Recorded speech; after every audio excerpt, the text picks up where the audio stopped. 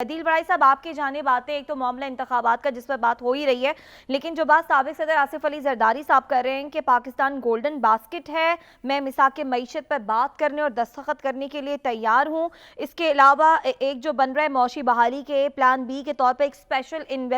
Investment facilitation council کا قیام عمل میں جو لایا جا رہا ہے،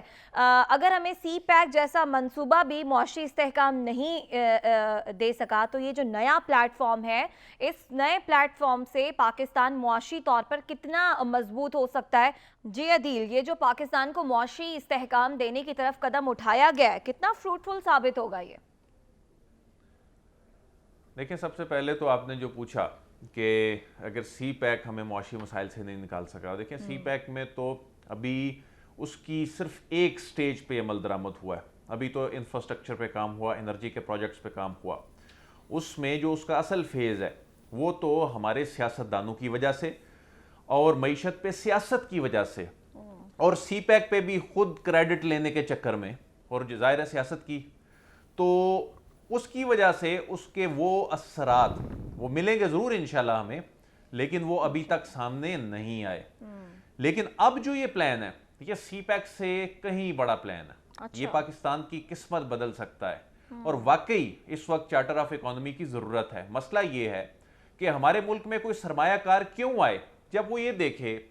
کہ ایک حکومت کی پالیسی کچھ اور ہے، دوسری حکومت آتی ہے وہ اپنی پرائیورٹیز کے ساتھ پالیسیز لے کے آتی ہے، لیکن اس پلان میں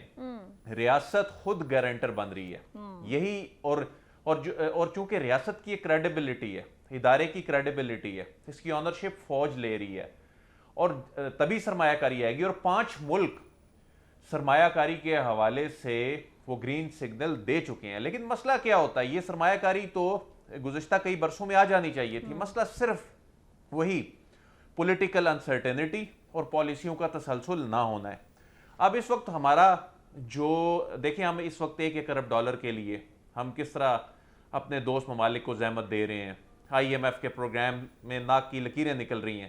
لیکن ہم اس پالیسی میں اپنی ایکسپورٹس نہ بھی صرف بڑھائیں، ہم صرف اپنی امپورٹ سبسٹیٹیوٹ کی بات کریں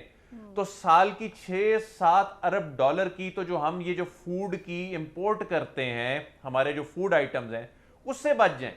تو یہ بہت بڑا پلان ہے، صرف ہمارے جو ریزروز ہیں ان پہ ہی یہ $250 ارب کا امپیکٹ، پازیٹیو امپیکٹ لا سکتا ہے۔ اور یہ واقعی میں اگر اس میں یہ طے کر لے ریاست کہ اس میں حکومت جو بھی ہو، حکومتوں کا اس سے کوئی لینا دینا نہ ہو، یہ ریاست کا لینا دینا ہو، وہ گارنٹر ہو، وہ اس میں یقین دہانی کرائیں، وہ اس کو امپلیمنٹ کریں۔ اور سی پیک میں بھی ابھی تک جتنی ہمیں کامیابیاں ملی ہیں وہ بھی صرف اسی وجہ سے ملی ہیں کیونکہ اس میں بھی جہاں تک فوج جس حد تک انوالو رہی تو وہ چیزیں امپلیمنٹ ہوئیں، وہ مکمل ہوئیں۔ تو اس میں بڑا پوٹینشل ہے اور میرے خیال میں سیاستدانوں کو سیاست جو ہے وہ صرف اپنے ایشوز اور جن ایشوز پہ سیاست ہونی چاہیے ان تک رکھنی چاہیے۔ معیشت کے معاملے پہ اب ان کو اس سے نکلنا چاہیے اور مساق معیشت جو ہے اس جانب آنا چاہیے۔